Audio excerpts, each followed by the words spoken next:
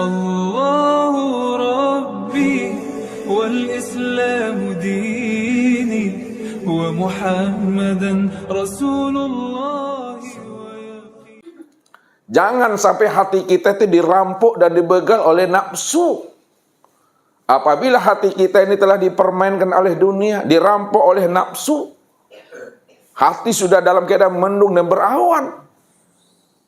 Bagaimanapun Allah itu wujud, bagaimanapun Allah itu nyata, bagaimanapun Allah itu terang, tetap hati ini tidak mampu memandang wujud terang dan nyatanya Allah itu. Kenapa? Karena hati kita sudah dipermainkan oleh dunia, nafsu dan akal pikir. Tak mungkinlah Allah itu wujud pada alam. Berarti Allah mengambil tempat pada alam. Bermain akal lagi itu. Tak mungkin Allah wujud pada alam. Jangan disamakan Allah dengan alam. Jangan diumpamakan alam dengan Allah. Itu udah berakal tuh. Dia tak mampu memandang Allah itu yang ahad. Dia masih ada pembanding Tuhan. Masih ada yang lain selain Allah. Katanya. Padahal Allah itu tidak pernah dua. Allah itu tak pernah tiga. Kita katakan Allah itu 2, 3, 4. Nyata pada alam. Karena manusia itu selalu tertipu memandang bentuk dan rupa. Masih ingat kaji yang lama Bapak Ibu? Kenapa ada sebahagian besar daripada kita ini tak mampu memandang kaca itu pada gelasnya? Kalau bulan Ramadan tuh kadang kali itu mah. Namanya gelas-gelas kaca. Apa sebabnya ibu-ibu? Ini ibu-ibu nih. Apa sebabnya ada anak kita tak mampu memandang kaca pada gelas? Sebabnya apa?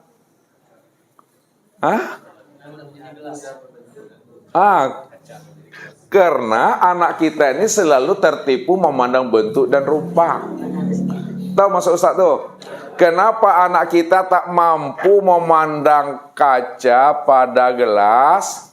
Karena anak kita itu selalu tertipu memandang bentuk dan rupa. Padahal kaca tadi itu sudah jadi gelas. Kaca itu sudah berupa gelas. Kaca itu telah wujud dia berupa gelas. Ketika dia memandang gelas tak nampak dia kaca. Padahal gelas itu yang sebenar-benarnya yang kaca. Lalu bagaimana supaya anak kita itu mampu dia memandang kaca pada gelas itu? Bagaimana cara Bapak Ibu melatihnya? Di pacahan. Apanya di pacahan, Bu? Kaconya di pacahan. Kaconya di pacahan atau galenya di pacahan? Aku minang pakai mah. Jadi pecahkanlah gelas ini sepecah-pecahnya. Kalau sudah pecah gelas ini, sudah hilang bentuknya, sudah hancur bentuknya, sudah hancur rupanya, maka yang nampak apa lagi?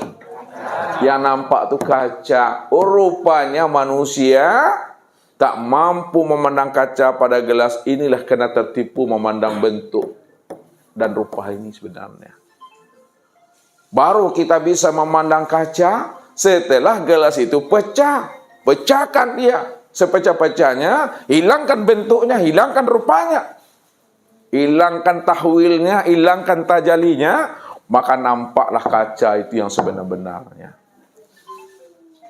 Kalau udah paham kita, ya, kaca yang sebenar-benarnya yang wujud, pada saat Bapak Ibu memandang gelas, maka yang terpandang apa? Yang terpandang adalah kaca. Perlu Bapak Ibu mencari-cari kaca juga lagi? Tidak. Pandang sila kali itu, maka nampak kaca itu. Kalau ada manusia tak mampu memandang kaca pada gelas, padahal gelas itulah yang sebenarnya nyatanya kaca, maka itu yang katakan butuh sange. Lihat tuh Pak Legino butuh sange. Ya. Jadi kalau tidak tahu, hilangkan no-nya. Biarlah lagi aja lah. Aduh. Kenapa manusia tak mampu memandang Allah yang sudah wujud pada dirinya? Aku yang melihat pada matamu, aku yang mendengar pada telingamu, aku yang berkata pada lisanmu. Aku ini yang wujud pada dirimu. Apa sebabnya manusia tak mampu memandang Allah yang wujud pada dirinya? Apa sebabnya, Bu? Balikkan kepada ilmu gali kau, lihat. Ibu Haji, ulang ni Ibu Haji. Kan ibu yang mengawali, ibu pula yang mengakhiri. Kenapa ada kebanyakan manusia tak mampu memandang nyatanya Allah tu? Iya, karena manusia itu tertipu memandang bentuk dan rupa. Ya, itu kaca, itu gelas. Sekarang, bagaimana cara manusia ini mampu memandang Allah pada segala bentuk dan rupa? Bagaimana ibu bisa memandang Allah pada diri ibu? Jangan yang lain lah dulu. Belum ke sana pahamnya, arahkan kepada ilmu ini. Kan tadi pertanyaannya, kenapa manusia ini selalu tertipu memandang Allah? Karena manusia itu selalu tertipu memandang bentuk dan rupa, kan begitu? Yang kedua, bagaimana supaya manusia tidak tertipu memandang Allah pada segala bentuk dan rupa pada manusia ini? Diapakan manusia itu? Dibunuh, apanya dibunuh? Pakai pidam betul? Bunuhlah keakuan dirinya. Keakuan dirinya yang mana yang dibunuh? Dirinya yang ada. Yang mananya yang dibunuh? Keakuan yang mana? Lihat. Ya. Yang dibunuh itu udah benar. Siapa yang ingin lihat aku, kata Allah, maka bunuh dirimu. Sebab apa? Bila engkau adalah engkau, maka engkau tak kenal aku. Bila engkau masih merasa engkau yang ada, maka selama itu engkau tak akan pernah kenal aku. Lalu bagaimana supaya melihat aku?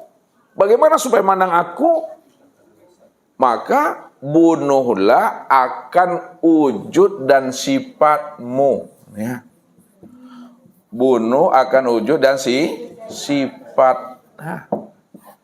Apa maksudnya bunuhlah wujud dan sifatnya mu tuh?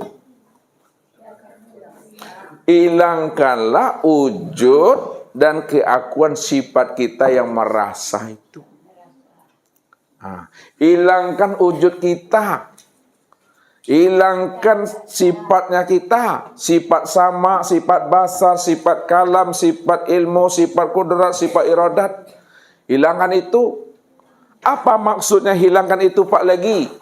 Nih. Ustaz buatkan sini bermudah. Hilangkan sifat sama, basar, kalam, ilmu, kudrat, iradat dan Apa maksudnya Pak Legino? Hilangkan sifat samamu. Hilangkan sifat samamu maksudnya. Tuh dia. Jangan kamu merasa dirimu itu yang mendengar. Coba Pak Arjo, Pak Haji, hilangkan sifat basarmu.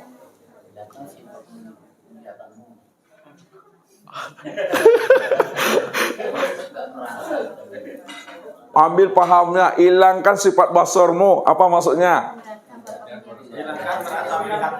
Jangan merasa melihat. Hilangkan hayatmu. Apa nih terakhir? Jangan merasa hidup. Kalau sudah hilang sifat sama, basar, kalam, ilmu, kuda, iradat dan hayat, berarti kalau udah hilang sama apa namanya? Kalau udah hilang samanya Pak lagi apa namanya? Iya, udah hilang pendengarannya, apa namanya lagi? Tuli. Kalau udah hilang basarnya bebo, apa namanya? Buta. Kan jale itu. Kalau sudah hilang kalamnya, bisu. Kalau udah hilang ilmunya, bodoh. Kalau udah hilang kudratnya, lemah. Kalau udah hilang iradatnya, papa. Kalau udah hilang hayatnya, mati. Kalau udah hilang wujudnya, Tiada. Jadi kalau dah hilang wujudnya, maka tiadalah tu dah. Kalau dah hilang samanya, tuli dah tu. Kalau dah hilang hayat itu mati. Ketika telah hilang wujud kita yang disebut tiada, maka barulah kesempurnaan tiada itu menjadi wujud dia. Lihat dah. Kesempurnaan tiada itu baru wujud dia. Kesempurnaan tuli baru dia sama. Kesempurnaan buta baru basar. Kesempurnaan bisu baru kalam. Kesempurnaan bodoh ilmu. Kesempurnaan lemah kudrat. Kesempurnaan papa iradat. Kesempurnaan mati ya. Kalaulah kesempurnaan tiada itu adalah wujud, siapa yang sebenar wujud? Yang sebenar wujud adalah Allah. Kalaulah yang sebenar wujud itu adalah Allah, maka siapa sebenar-benarnya yang mendengar? Allah. Siapa sebenar-benarnya melihat? Allah. Siapa sebenar-benarnya berkata? Allah. Siapa sebenar-benarnya berilmu? Allah. Siapa sebenar-benarnya kudrat? Allah. Siapa sebenar-benarnya iradat? Allah. Siapa sebenar-benarnya hayat? Allah. Kalau dah Allah yang wujud, Allah yang sama, Allah yang basar, Allah yang ilmu, Allah yang kudrat, Allah yang iradat, Allah yang hayat, sudah nyata atau belum tuh? Sudah nyata atau belum? Sudah nyata. Kalau sudah nyata, kemana tempat memandang nyatanya Allah yang nyata paripurna itu, Bu Yet? Kemana? Pada diri. Kalaulah nyatanya Allah itu sempurnanya pada diri, maka diri Bu Yet ini disebut apa namanya? Apa namanya? Apa namanya? Kena tak boleh pulang dah. Singgah dulu. Kalau sudah nyata Allah itu pada Ibu Yet, karena Ibu Yet ini tempat memandang nyatanya Allah itu, maka Ibu Yet disebut apa namanya? Wujudullah. Wujudullah artinya nyatanya Allah itu dah. Berjarak lagi Bapak Ibu tuh? Berjarak atau tidak? Tidak berjarak lagi itu. Ya, kok dakik lah di majlis ala duduk, kok jauh lah tibu masjid Swadak kau lihat tu mah. Apa sebabnya itu? Dakiknya lah di majlis, jauhnya kalau tibu di kubang lah tibu di kuntu, karena dia cuma yang wujud semata-mata. Tidak ada kata dan bahasa jauh yang tiada berantara, dekat yang tiada berseret, itu enggak ada lagi. Karena dia yang wujud, dia cuma yang nyata. Dia tidak pernah terikat oleh ruang dan waktu dan oleh masa. Karena segala masa, ruang, dan waktu itulah nyatanya akan dirinya. Dia yang berdiri dengan sendiri itu. Itu yang dimaksud oleh Nabi. Apa yang dimaksud oleh Nabi? Inilah penjelasannya. Apa maksudnya yang dikatakan oleh Nabi? Lihat. Wa'lamu annakum lan tara rabbakum hatta tamutu. Ketahuilah wahai sahabat-sahabatku. Ketahuilah wahai umatku, lantara rabbakum, kamu tidak akan pernah bisa melihat Allah. Kamu tidak akan pernah bisa melihat Allah yang wujud dan yang nyata pada alam dan pada dirimu. Hatta tamutu, sehingga dirimu telah betul-betul mati. Dirimu itu dah betul-betul tuli, dah betul-betul buta, dah betul-betul bisu, dah betul-betul lemah papa, dah betul-betul tiada. Kalau diri kita dah betul-betul tiada, buta, tuli, bisu, lemah papa, bodoh, mati, barulah kamu bisa melihatkan Allah yang wujud Allah. Yang wujud Allah. Maka yang wujud itu yang dikatakan tadi nur. Nah, lihat, kembalikan lagi ke ayatnya. Yang wujud nih, yang wujud, yang nyata, yang jelas, yang terang, yang nur. Yang nur itu yang Allah. Maka itu Allah tuh nur. Nurnya sudah nyata pada langit dan bumi. Sempurnalah pada di Bapak Ibu Niha. Maka wajib kita itu untuk menghancurkan wujud dan rupa kita ini. Hancurkan wujud rupa kita yang merasa diri kita ini yang wujud. Yang merasa diri kita bersifat. Hancurkanlah itu. Bunuh itu. Bagaimana cara membunuhnya? Cara membunuhnya itu ya, dengan cara mutu qabla anta mutu. Itu yang diajarkan Nabi. Mutu qabla anta mutu. Matikanlah dirimu sebelum dirimu mati. Itu yang maksudnya fana itu. Nah, kita lihat, matikan diri sebelum mati, fanakan diri kita ini ya, biar nampak bahwa zat ini yang betul-betul berdiri dengan sendirinya. Nah, kita lihat ya. Ini tubuh. Nah, fanakan tubuh ini ya. Ambil dengan rasa. Caranya, fanakan tubuh pada hati, maka nampaklah hati itu yang berbuat. Pandangan zahir nampak tubuh. Itu caranya. Pandangan zahir nampak tubuh ini yang berbuat. Tapi dipandang, disikapi dengan hati, maka yang berbuat itu adalah hati. Nah. Ada satu tuh. Fanakan tubuh pada hati, maka nampak hati yang berbuat. Makanya orang tua kita selalu mengatakan apa? Yang zahir menunjukkan yang batin. Apa yang diperbuat oleh tubuh itu cerminan hati itu. Ya. Contohnya, ya, kaki ini melangkah mau kemana? Mau ke barat, mau timur, utara, selatan. Siapa yang memerintahkan itu? Hatinya. Itu dia. Jadi hati itu yang melangkah sebenarnya. Bukti hati yang melangkah, az-zahir dia pada tubuh. Nampak pada kaki yang zahirnya. Nah, yang kedua, fanakan hati pada ruh. Nah, ini belumnya. Panakan hati pada ruh. Nah, kalau sudah dipanakan hati pada ruh, maka siapa yang nampak berbuat? Yang nampak berbuat itu adalah ruh. Yang nampak berbuat itu adalah ruh.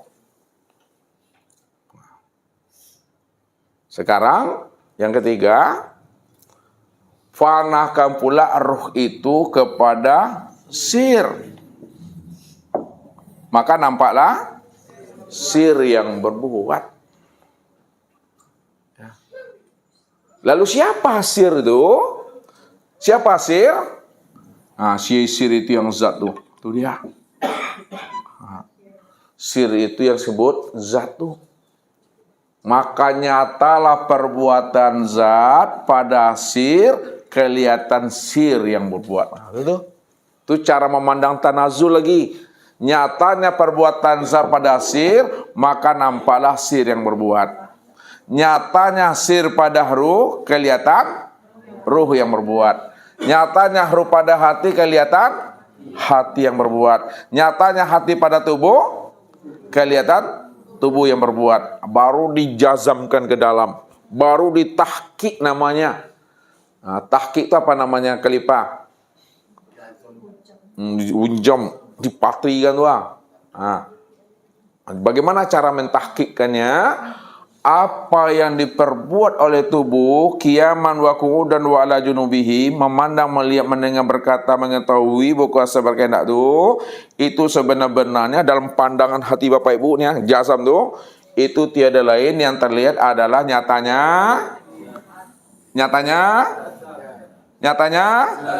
zat niha. Itu maksudnya tuh, wallahu khalaqakum wa ma ta'malun itu. Ya. Apa yang kamu perbuat itulah nyatanya perbuatan aku. Ma indakum yanfadu wa ma indallah baqi. Apa yang ada pada dirimu itu tidak ada. Apa yang ada pada diri Bapak Ibu tuh, melihat, mendengar tuh tidak ada tuh.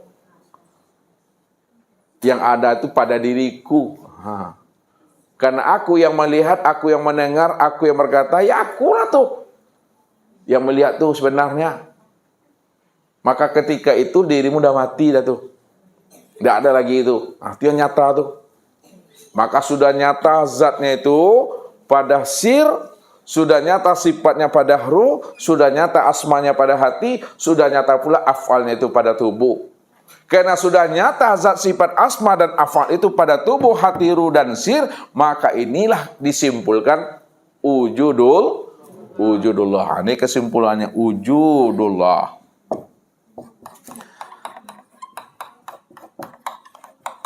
Apa artinya itu? Wujudnya Allah itu dah. Wujudnya Allah.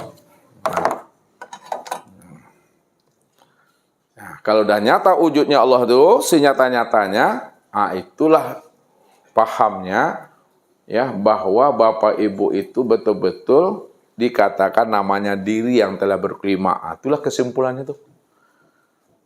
Ya, diri yang telah berkelima.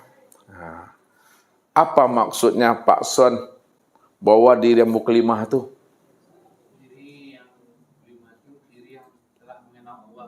Diri yang telah mengenal Allah. Maksudnya gimana?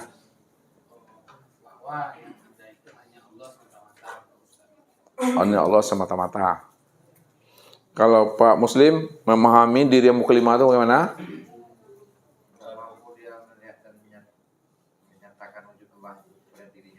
Itu dia. Diri yang berkelima itu Bapak Ibu, diri yang telah mengenal dan menyaksikan Allah yang sudah wujud dan nyata pada diri insan. Itu yang diri yang berkelima itu. Ya. Kalau sudah diri yang berkelima, maka hidup Bapak Ibu itu sudah membawa hikmah dah tuh dah. Sudah berfaedah dah tuh. Sudah bernilai ibadah dalam bahasa syariatnya. Ya. Buktinya, bicaranya berfaedah, bicaranya beribadah, melangkahnya berfaedah, melangkahnya beribadah, mandangnya berfaedah, mandangnya beribadah, menengannya berfaedah, menengannya udah beribadah. Jadi sandarannya itu adalah telah mengenal dan menyaksikan Allah. Itu yang disebut namanya amal makrifat tuh. Jadi amal makrifat itu adalah amal yang telah mengenal dan menyaksikan Allah. Wa ani'buduni hadza sirati mustaqim. Akulah yang menyembah, akulah yang memuji, akulah yang melihat, akulah yang menyaksikan, aku yang mengingat akan diriku sendiri. Cuma ketika telah sampai pada makom, dia yang melihat, dia yang menyembah, dia yang mengingat pada dirinya. Maka ketika itu Nabi ingatkan kala lisanahu. Tak boleh disebut-sebut lagi. Ya, tak boleh lagi disebut-sebut Allah menyembah, Allah yang disembah, Allah yang mengingat, Allah yang diingat. Tak ada kata-kata itu. Kala lisanahu. Itulah yang dikatakan kajinya telah hapus, kajinya telah putus, kajinya telah habis. Apa bukti kaji itu telah hapus, telah habis? Dikaji? Apa buktinya Ibu? Halo Ibu Rani. Bahwa betul-betul kaji itu telah hapus, kaji itu telah habis, kaji itu sudah putus. Buktinya apa? Tua diam sajalah lagi. Jadi kalau masih disebut juga, masih dijelaskan juga, udah putus nak kaji itu? Belum tuh, masih bisa juga diceritakan itu. Makanya kata orang paranormal, enggak normal, loh, ini paranormal. Setitik aja nampak kelipa tuh masih bisa ditikam tuh mah. Hah? Lihat tahu setitik? Setitik nampak wujud diri Bapak Ibu tuh bisa ditikam dari sini karena masih ada wujudnya. Bagaimana supaya hilang titiknya, Bu Rani? Hilangkanlah wujud dan sifat kita sehingga suami tak nampak melihat kita lagi. Dah hilang lah. Itu amal marifat dah tuh. Tak terpandang lagi dia istrinya tuh. Yang terpandang berdiri dengan sendirinya Allah di situ. Cuma kata-kata itu tak boleh diungkapkan lagi. Jadi amal makrifat itu bukan dia tidak beramal. Amal makrifat itu adalah amal yang mampu merahasiakan amalnya di hadapan orang ramai. Khalifah jadi imam di sini, kita makmumnya. Bapak Ibu bisa enggak lihat khalifah imam di sini? Bisa atau tidak? Bisa atau tidak? Itu kan lah jawabnya apalagi. Kita sholat maghrib, kita sholat isya tadi, Pak Khalifah jadi imam. Bisa Bapak Ibu melihat imamnya sini? Bisa. Walaupun bisa, namun bisakah khalifah merahasiakan diri khalifah supaya tidak terlihat oleh jemaah ini? Bisa atau tidak khalifah? Jangan ganggu saya. Pertanyaan saya lagi. Kami sebagai makmum di dalam sholat berjamaah bisa memandang khalifah yang berdiri di sini. Ini pandangannya. Tapi khalifah walaupun imam mampu merahasiakan diri khalifah berdiri di sini sehingga tak terpandang oleh jamaah ini bahwa khalifah yang berdiri di situ. Apa maksudnya itu? Apanya dihilangkan? Kalau sudah hilang wujud diri, apa kesimpulannya? Bahwa yang nyata itu Allah. Tidak ada lagi wujud dan sifat khalifah yang berdiri di sini. Yang nyata hanya wujud sifatnya Allah yang sempurna berdiri itu. Walaupun kita bisa memandang khalifah, tapi khalifah mampu merahasiakan amalnya di hadapan makmum bahwa dia tidak terlihat lagi akan wujud dirinya. Tidak terlihat lagi akan sifat dirinya. Karena wujud dan sifat dirinya tidak pernah ada. Kalau tidak pernah ada, wujud siapa yang ada? Sifat siapa yang ada? Itulah orang makrifat yang mampu merahasiakan amalnya di hadapan orang banyak. Walaupun Bapak Ibu tadi berimpak, bersedekah, terlihat oleh kawan sebelah kiri kanan, Bapak Ibu mampu merahasiakan impak dan sedekah Bapak Ibu di hadapan jamaah ini. Bagaimana cara menghilangkannya itu? Suruh Ustaz gitu. Gimana caranya Pak Legi? Hilangkan wujud diri kita. Kalau udah hilang wujud diri gimana caranya? Yang ada wujud Allah. Ya memang yang ada wujud Allah. Jadi yang berimpak itu siapa? Yang marifat Allah. Yang berimpak tadi siapa? Yang berimpak, yang bersedekah siapa? Allah. Itulah dia itu. Walaupun Bapak Ibu berimpak dan bersedekah, bisa Bapak Ibu merahasiakannya walaupun terlihat sama kawan, jangan lagi merasa diri Bapak Ibu itu yang berimpak dan bersedekah itu. Tak nampak lagi amal diri itu. Ya. Karena diri Bapak Ibu itu tak beramal. Yang beramal itu siapa? Allah. Yang beramal itu Allah. Cuma ada kawan yang salah menyikapinya. Kalau sudah Allah, hilanglah amal lagi. Kalau udah Allah, haram baginya sholat lagi. Itu menye-menye gaji itu.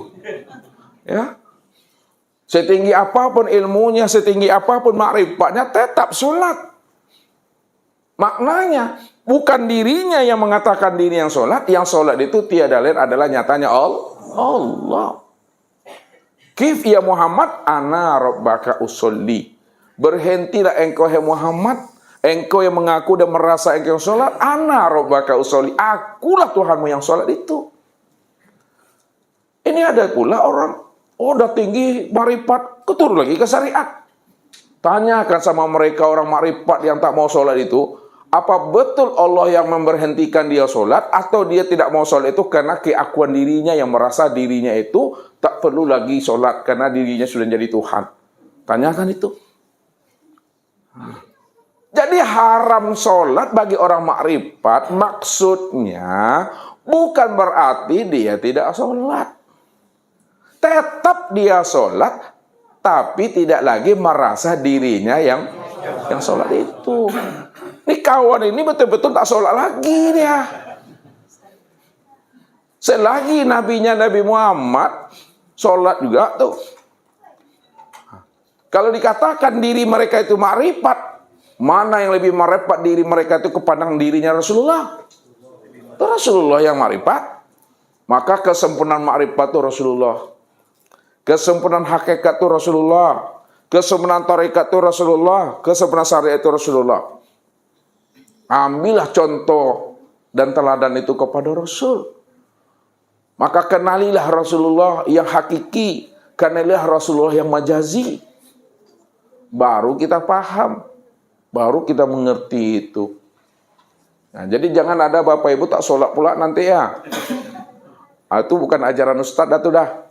Ya. Nah, kalau masih jamaah Ustadz tetap sholat itu. Wajib sholat tuh. Walaupun wajib dan tetap sholat, tapi tidak lagi dia yang mengatakan dirinya sholat itu. Cukup dipahami, cukup disadari. Itu maksudnya. Ini sholat tak mau makan bertambah-tambah.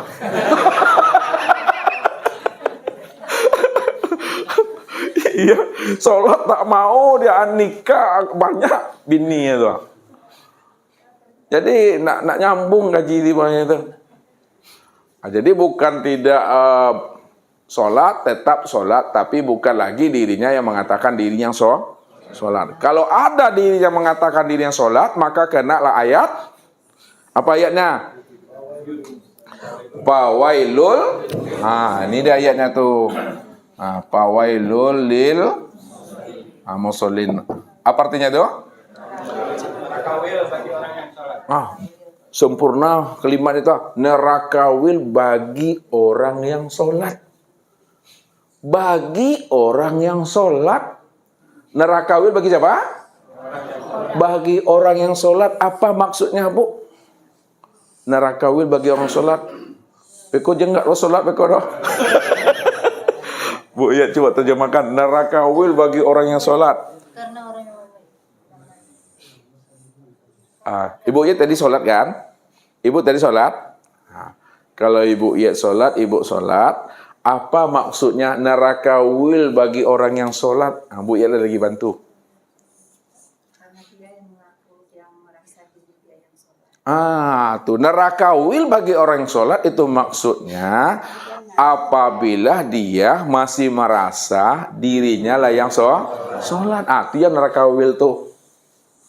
Tidak nerakawil bagi orang yang sholat, maksudnya apa? Diputar lagi. Tidak nerakawil bagi orang yang sholat. Nanti dia tidak, Oh, Bu. Tidak nerakawil bagi orang yang sholat. karena dia menyatakan bahwa tidak dirinya yang sholat. Itulah dia tuh. Udah selamat dah tuh, dah Bapak Ibu. Itu yang amal makrifat tuh. Ya, sempurna dah tuh. Makanya Ustadz katakan, jangan sampai terlihat diri Bapak Ibu tuh sama Tuhan. Ini agak tinggi channel seketek. Allah itu kan mau melihat kan? Allah mau lihat kan? Kalau Allah mau melihat, pandangan Allah itu terbatas atau tidak? Tidak. Tidak terbatas kan?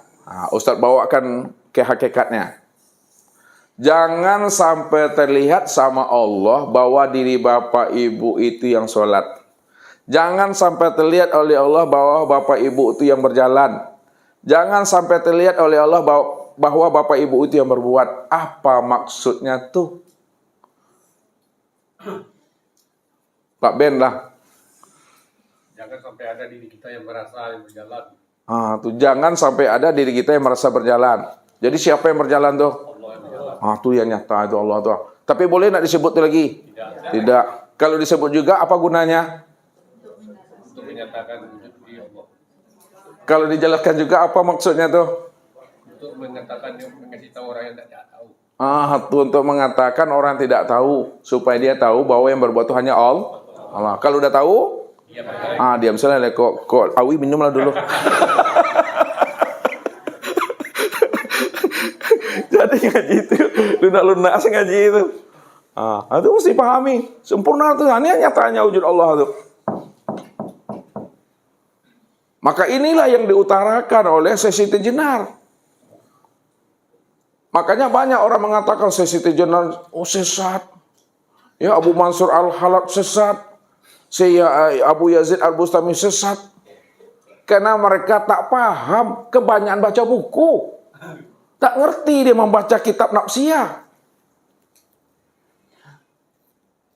Nah, kalau kita mampu membaca kitab nafsiyah, kitab yang tidak ada hurufnya, kitab yang tidak ada barisnya, kitab yang tidak ada harokahnya, kitab yang tidak ada titiknya, pahamlah yang dimaksud oleh Syekh Siti Jenar itu.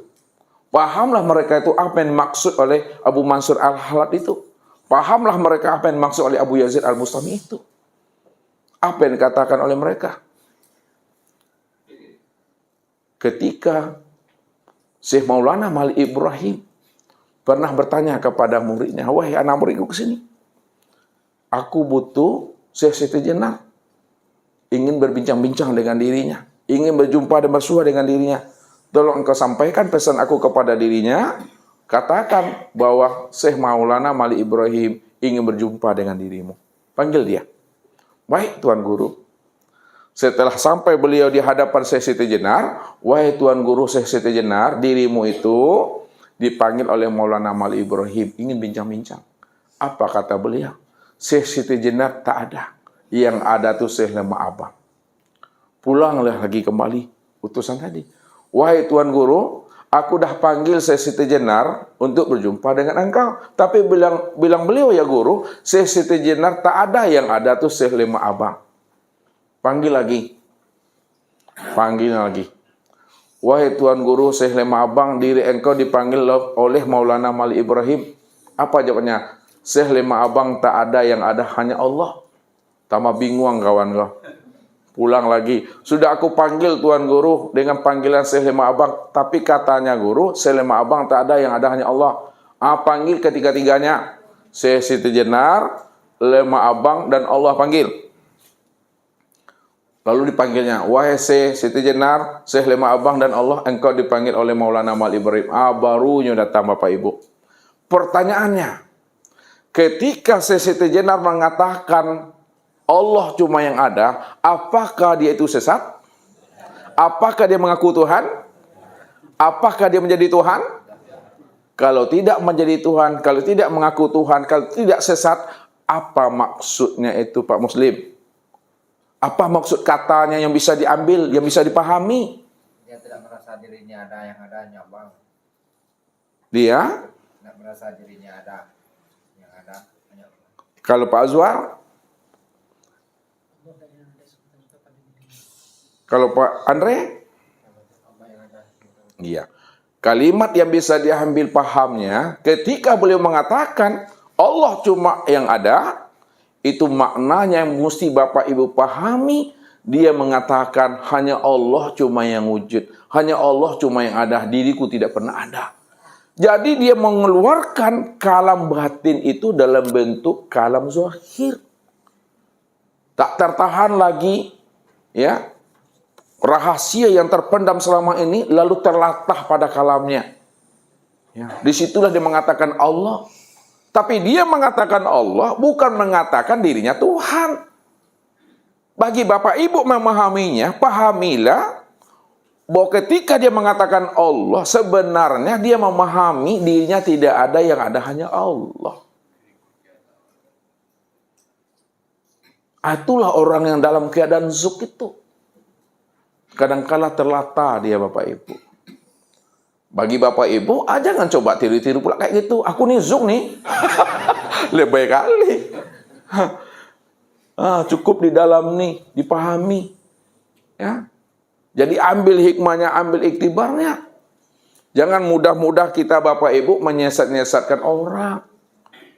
Ya, makanya Muhammad Rashid Ridho, kenal Bapak Ibu dengan Muhammad Rashid Ridho? Dengan Ustaz Ridho kenal? Apa kata Muhammad Rashid Ridho kepada kita semua? Ta'anni wala ta'jabilau mika sahiban la'allahu uzran wa anta talu. Janganlah kamu cepat-cepat mengatakan orang itu sesat, kafir, zindik, ya, neraka. Ya, boleh jadi orang yang mengatakan sesat, neraka, kafir, zindik itu dia punya dasar, dia punya hujah, dia punya argumen, dia punya alasan terhadap tudingan kamu terhadap dirinya. Jadi pandangan itu yang mesti kita pahami. Ya, orang sudah sampai pada makom zuk, kita baru makom akal juga, baru mencerna akal juga, enggak akan pernah bisa Bapak Ibu. Ya, itu yang mesti dipahami. Dengan rasa kita memahaminya itu, supaya kita paham dari apa yang dikeluarkannya dari setiap kata-kata itu. Orang-orang makrifat begitu.